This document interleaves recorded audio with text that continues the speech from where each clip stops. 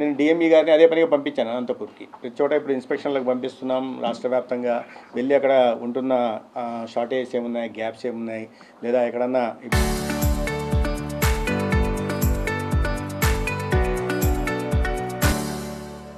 ఇబ్బందులు ఉంటున్నాయా, లేదా వ్యవహార శైలిలో ఏదన్నా తేడా ఉందా, వీటిని గమనించడం, దానికి అనుగుణంగా చర్యలు తీసుకునే దిశగా కూడా ప్రయత్నాలు చేస్తున్నాం. అందుకనే తీసుకొచ్చిన అనేక సంస్కరణలు ఇవాళ పరిస్థితుల్లో చాలా మార్పు వచ్చింది. గతంలో మేము వచ్చినప్పుడు ఐవీఆర్ఎస్ కింద ఈ 40% అవినీతి ఉందని చెప్పేవాళ్ళు. ఇప్పుడు అది మొన్న ఇటీవల చేసిన ఐవీఆర్ఎస్లో 78% అవినీతి లేదు అని 22% అవినీతి ఉందని రావడం కూడా చిన్న విషయం కాదు.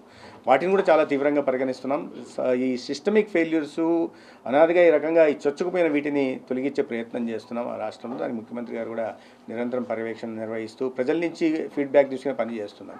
ఇటువంటి చిన్న చిన్న సంఘటనలు ఎక్కడైనా జరిగినప్పుడు వాటిని సీరియస్గా పరిగణిస్తున్నాం. దానికి సంబంధిత కింద స్థాయి వ్యక్తుల మీద కాకుండా డాక్టర్లను కూడా ఎక్స్ప్లెనేషన్ అడగడం జరుగుతూ ఉంది. డాక్టర్ చూడ అందుకనే డిఎంఈని విజిట్ రాష్ట్ర వ్యాప్తంగా విజిట్ జరుగుతూనే ఉంటాయి రోజు.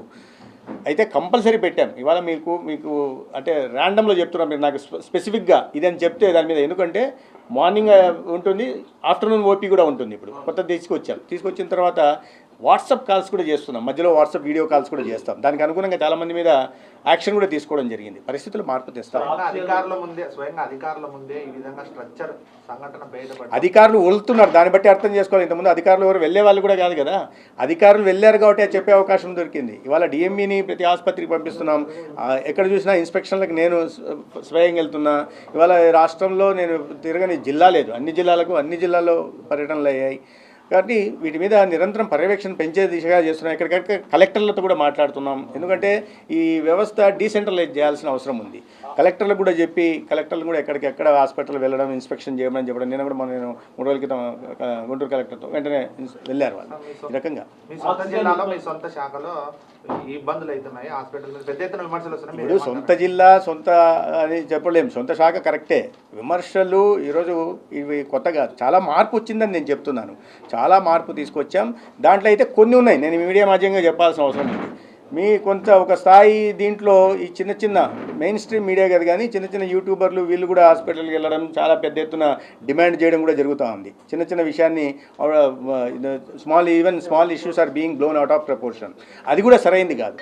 తప్పును చూపించాలా, లేనిది చెప్పడం, అవినీతి డిమాండ్ చేయడం, చేయకపోతే దాన్ని తప్పుగా చూపించే ప్రయత్నం చేస్తున్నారు యూట్యూబర్లు. ఇట్లాంటి అంటే రికగ్నిషన్ లేని వాళ్ళు, ఇట్లాంటి వాళ్ళు చాలా ఎక్కువ చేస్తున్నాయి.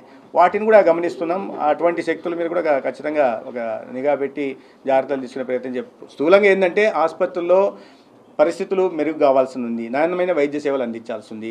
దాని కారణంగానే ఇవాళ ఎక్కడికి వెళ్ళినా కూడా మీరు అనంతపూర్ని ఇవాళ మీడియా మిత్రులకు కూడా చెప్తున్నా, అనంతపూర్లో గతంలో చూస్తే ఓపీలు ఐపీలు ఎంత ఉన్నాయి, టెస్టులు ఎంత జరుగుతున్నాయి ఒకసారి మీరు కనుక్కోండి. చాలా మార్పు వచ్చింది. ఇవాళ 18 నుంచి 22% ఓపీలు పెరిగాయి. ఎందుకు పెరిగాయి? ప్రజల్లో విశ్వాసం పెరిగింది. ఎందుకు పెరిగింది? చర్యలు తీసుకుంటున్నాం కాబట్టి పెరిగింది. అదేవిధంగా కావాల్సిన ఎక్విప్మెంట్ని ఏర్పాటు చేస్తున్నాం, డాక్టర్లు అందుబాటులో ఉండేలాగా చూస్తున్నాం. కింద స్థాయి సిబ్బంది నుంచి వ్యవహార శైలి బాగుండాలి వచ్చిన రోగులతో అని చెప్తున్నాం. వీటి కారణంగా నాణ్యత పెరిగిన కారణంగా ప్రభుత్వ ఆసుపత్రుల పట్ల ప్రజల్లో విశ్వాసం ఉంది. ఇది సరిపోదు. ఇదే ఈ తెచ్చిన సంస్కరణలు చాలా మార్పు వచ్చాయని నేను చెప్పట్లా, ఇంకా చేయాల్సింది చాలా ఉంది. ఎందుకంటే ఈ ఆరోగ్యం అనేది ముందు నుంచి బిడ్డ దగ్గర దాకా చివరి దాకా చనిపోయేదాకా అందరికీ సంబంధించిన విషయం కాబట్టి మార్పు తీసుకొచ్చాం. ఇంకా చాలా మార్పు తీసుకోవాల్సి ఉంది, నిరంతరం జరుగుతుంది. 2 సంవత్సరాలు చాలా మార్పు తీసుకొచ్చాం. రాబోయే రోజుల్లో మార్పును మీరు కూడా ఇంకా చూస్తారు. అలాంటి కాదు, పిఎస్ఏ ప్లాంట్లు ఏంటంటే కొన్ని నిర్వహణ ఆ టైంలో కోవిడ్ టైంలో వచ్చినవి చాలా వరకు సబ్స్టాండర్డ్ క్వాలిటీ ఉన్నాయి. ఆ నిర్వహణ మామూలు దీనిలో కొనడానికైనా ఎక్కువ అవుతుంది. అయినప్పటికీ కూడా దాని మీద సమీక్ష నిర్వహించడం జరిగింది. దాంట్లో కేటగరైజ్ చేసి ఆడిట్ చేసి ఏవి ఏ స్థాయిలో ఉంటున్నాయో వాటిని మళ్ళీ ఇది చేసేలాగా పునరుద్ధరణ చేసేలాగా చర్యలు తీసుకుంటారు. స్టేట్ క్యాపిటల్ గురించి జగన్మోహన్ రెడ్డి గారు రోజుకో మాట మాట్లాడుతున్నారు. ఏదైనా రాజకీయ నాయకుడికి ప్రజా జీవితంలో ఉన్న వాళ్ళకి స్థిరత్వం అవసరం. ఏదైనా ఒక మాట మాట్లాడుతున్నప్పుడు దానికి కట్టుబడి ఉండాలి. దాన్నే విశ్వసనీయత అంటాం. లేని వాళ్ళు రోజుకో మాట మార్చే వాళ్ళని అవకాశవాదులు ఉంటాం, విశ్వసనీయత లేని వాళ్ళని అంటాం, లేదా అవగాహన రాహిత్యంతో మాట్లాడుతున్నారు. జగన్మోహన్ రెడ్డి గారు ఈ రాష్ట్రంలో 2019 ఎన్నికలకు ముందు ఈ క్యాబినెట్లో అమరావతి రాజధానిగా తీర్మానం చేసినప్పుడు ప్రతిపక్ష పార్టీగా ఉంటూ తీర్మానానికి మద్దతు పలికారు. ఆయన కూడా స్వయంగా మద్దతు అసెంబ్లీలో కూడా చాలా ఉపన్యాసాలు కూడా ఇచ్చారు. సరే అయిపోయింది. 2019 ఎన్నికల సందర్భంగా నేనే అసలైన అమరావతికి చిత్తశుద్ధితో అమరావతిని అభివృద్ధి చేసే పార్టీ నాయకుడిని, నా పార్టీనే చేయగలదు అని ఎన్నికల్లో పోయారు. అమరావతి ఇక్కడే నిర్మిస్తామని అయిపోయింది. ఎన్నికలు అయిన తర్వాత మళ్ళీ 3 రాజధానులు అన్నారు. ఇవన్నీ ఆయన మాట్లాడినవే. 3 రాజధానుల పేరుతో అదొక ప్రాంతాల మధ్య ప్రజల మధ్య వైషమ్యాలు పెంచే ప్రయత్నం చేశారు. ప్రధానంగా ఏ ప్రాంతాన్ని కూడా అభివృద్ధి చేయలేదు. అమరావతిని శ్మశానం అన్నారు. ఉత్తరాంధ్ర ప్రాంతంలో ఒక పరిశ్రమ కానీ పెట్టుబడి తీసుకొచ్చే ప్రయత్నం చేయాల. అక్కడ తన ఉండడానికి విలాసవంతమైన నివాసాన్ని ఏర్పరచుకున్నాడు ప్రజాధనంతో. రాయలసీమ ప్రాంతానికి ఏమన్నా చేశాయంటే ఒక నీటి ప్రాజెక్టు పూర్తి చేసిన పాపాన పోలేదు. రైతాంగానికి ఆదుకునే పాపాన పోలేదు. పోనీ డ్యాములు కొట్టకపోతూ ఉంటే కూడా పట్టించుకునే పాపాన పోలేదు. మధ్య ప్రాంతంలో ఈ పోలవరాన్ని కేంద్రం నిధులు ఇస్తున్నా కూడా దాన్ని ముందుకు సాగనీయకుండా డ్యాఫ్రమ్ వాళ్ళు కొట్టకపోతే కూడా దాన్ని కూడా పట్టించుకునే పాపాన పోలేదు. పోనీ రాయలసీమ ప్రాంతానికి ఏమైనా ఈ ప్రాంతం అయినా కదా ఇక్కడ ఏమైనా చేశాడా అని చెప్తే ఒక పరిశ్రమ రాలేదు, పెట్టుబడి రాలేదు, స్టీల్ ప్లాంట్ రానేలేదు. ఇది పరిస్థితి అయితే తర్వాత హైకోర్టు గురించి మాట్లాడిన వాళ్ళు ప్రతిపాదన కూడా పంపలేదు. ఇక్కడ హైకోర్టు సీజేకి పంపాలి, ప్రతిపాదన పోలేదు. అక్కడ సుప్రీంకోర్టుకు పోవాలి, కొలీజియం పోవాలా, కేంద్ర ప్రభుత్వానికి కూడా విషయం పోవాలా. మేము మార్చాలనుకుంటున్నామని 5 సంవత్సరాల పాటు ప్రతిపాదన కూడా చేయలేదు. దాన్ని మేము ప్రశ్నిస్తున్నాం. మీరు 3 రాజధానుల పేరుతో ఆ రకంగా మోసం చేశారు, అయిపోయింది. ఇప్పుడు వచ్చిన తర్వాత ఆయన ఏ మనసులో పెట్టుకొని మాట్లాడారో కానీ మావిగన్ ఏదో కొత్త మాట మాట్లాడారు. మావిగనని అది మాట్లాడు సరే, దానికైనా కట్టుబడి ఉన్నారా? చాలా ఆర్భాటంగా ప్రెస్ కాన్ఫరెన్స్ వచ్చే ఎన్నికల్లో మావిగను అమరావతి అన్నారు. పర్లేదు, మంచి నిర్ణయమే తీసుకున్నారు అనుకున్నాం.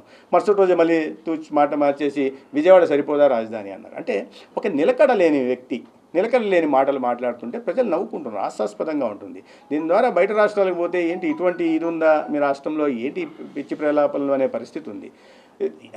దేనికో దానికి కట్టుబడి ఉండాలా, అదన్నా చెప్పాలా. ఇదే ఒక రోజులోనే మాట మార్చడం, ఒక రోజులోనే నిర్ణయాన్ని మార్చుకోవడం, ఈ రకంగా స్థిరత్వం లేకపోవడం వల్ల ఆయన మానసిక సంతులనం మీద ప్రజలకి అనుమానాలు వచ్చే పరిస్థితులు ఉన్నాయి.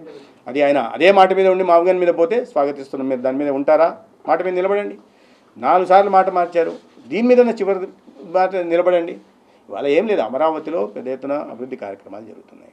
రాబోయే 2 సంవత్సరాల్లో అమరావతిలో పెండింగ్ పనులన్నీ పూర్తవుతాయి. దానికి ఒక ఎకో సిస్టమ్ రావడానికి కొంచెం సమయం పట్టచ్చు, కానీ పెద్ద ఎత్తున పనులు జరుగుతున్నాయి. అటువైపు ఉత్తరాంధ్ర వైపు అభివృద్ధి వికేంద్ర పేరుతో చాలా పెద్ద ఎత్తున పెట్టుబడులు వస్తున్నాయి.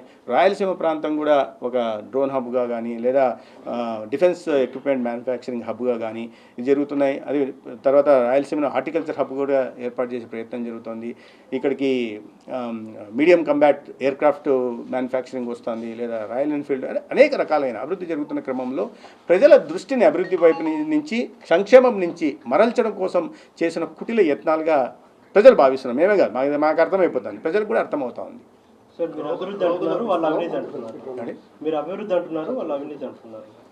అవినీతి అంటే అవినీతి ఏదో నిరూపించాలి కదా. మీరు రండి, ప్రజల్లోకి వెళ్ళండి. నేను అనేది అదే, అవినీతి అని మీకు అనిపిస్తున్నాడు, ప్రజల్లోకి వెళ్ళి మాట్లాడండి. ఎక్కడ అవినీతి ఉందో చూపండి. మాట్లాడాలా, ప్రజల్లోకి రావాలా, అసెంబ్లీకి వెళ్ళి మాట్లాడాలా. ఎప్పుడు కూడా ప్రజాస్వామ్యంలో మీరు ఏదన్నా ఒక వాదన చేస్తున్నప్పుడు, ప్రభుత్వం మీద ఒక విమర్శ చేస్తున్నప్పుడు దాన్ని నిరూపించుకోవాల్సిన బాధ్యత, దాన్ని బయట పెట్టాల్సిన బాధ్యత కూడా ప్రతిపక్షాందే ఉంటుంది. ప్రజల్లోకి వెళ్ళాలి, ప్రజల్ని మీరు కన్విన్స్ చేయగలగాల. ప్రజల్లోకి వెళ్లకుండా, ప్రజల్లో ఈ సమస్యలను ప్రస్తావించకుండా కేవలం 4 గదుల్లో ఏసీ రూములకు పరిమితమైపోయి అప్పుడప్పుడు వచ్చి ఒక ప్రెస్ కాన్ఫరెన్స్ పెట్టడం, వచ్చిన ప్రతిసారి చెప్పిన మాటనే చెప్పడం తప్పిస్తే మీరు ఏం నిరూపించగలరు? కోర్టులు ఉన్నాయి, కోర్టులను మీకు తెలుసు, కోర్టులను ఎలా రకంగా వాడుతున్నారు. మీరు అవినీతి అంటున్నప్పుడు ప్రజల్ని ఒప్పించండి, ముందు ప్రజల్లో అవగాహన కల్పించండి. మీరు చెప్పిన అవినీతి లేదు, ప్రత్యామ్నాయ మార్గం ఉంది, కోర్టుకు వెళ్ళండి. కోర్టులో కూడా మీరు చెప్తున్న అవినీతి ఆరోపణలు చేయండి, విచారణ జరుగుతుంది, కోర్టు ద్వారా విచారణ జరుగుతుంది, దాని మీద నిలబడండి. ఏది కాకుండా మాట్లాడుతున్నారంటే వాళ్ళు చేస్తున్న వాదనలో పసలేదనే విషయం అర్థమవుతుంది. దానికోసం దృష్టి మరల్చడం కోసం రోజుకో కొత్త మాట తీసుకోవడం, రోజుకో నిర్ణయం తీసుకోవడం ప్రజల్లో వాళ్ళకే ఒక నవ్వులాటగా తయారైపోయారు. ఒక లాఫింగ్ స్టాక్ అయిపోయింది ఇవాళ వైఎస్ఆర్ పార్టీ కానీ లేదా జగన్మోహన్ రెడ్డి గారు అంటే. రోగుల విశ్వాసాన్ని ఏది వచ్చినా చర్యలు తీసుకుంటాం. మీరు ఇటీవల చూస్తే ఈ స్థాయిలో ఎప్పుడు కూడా ప్రభుత్వ డాక్టర్ల మీద కానీ ప్రభుత్వ ఉద్యోగుల మీద కానీ చర్యలు తీసుకున్న దాఖలాలు గతంలో లేవు. మీరు చూస్తే ఇవాళ 4 సంవత్సరాల నుంచి 6 సంవత్సరాల నుంచి డ్యూటీకి పోని వాళ్ళని, అనాథరైజ్డ్ అబ్సెంటిజం ఎవరైతే ఉన్నారో వాళ్ళని ఒకే దఫాలో 51 మందిని టర్మినేట్ చేశాం, సస్పెండ్ కూడా టర్మినేట్ చేశాం. అదేవిధంగా రెండోసారి కూడా చేయడం జరిగింది. అయితే ఇటువంటి ఆరోపణలు ఎక్కడొస్తున్నా డాక్టర్ మీద చర్యలు తీసుకుంటున్నాం. ఏ చిన్న ఆరోపణ వచ్చినా కూడా అది ప్రభుత్వ ఆసుపత్రులు కానీ ఇటీవల మీరు రాయలసీమ ప్రాంతంలో కూడా 5-6 మంది నేను పేర్లు తీసుకోదలుచుకోలే. ఇటువంటి ఆరోపణలు వచ్చిన వెంటనే చర్యలు తీసుకుంటున్నాం. పునరావృతం కాకుండా గట్టి చర్యలు తీసుకుంటున్నాం. మంత్రి గారు ఆకస్మిక పర్యటనలు కోరుకుంటున్నారు పేషెంట్స్ మీద. పోతా ఉన్నాం. ఆకస్మిక పర్యటనలు వస్తాం. మీడియాలో చెప్పిరా మీడియాకి చెప్పకుండానే ఆకస్మిక పర్యటనలు ఉంటాయి.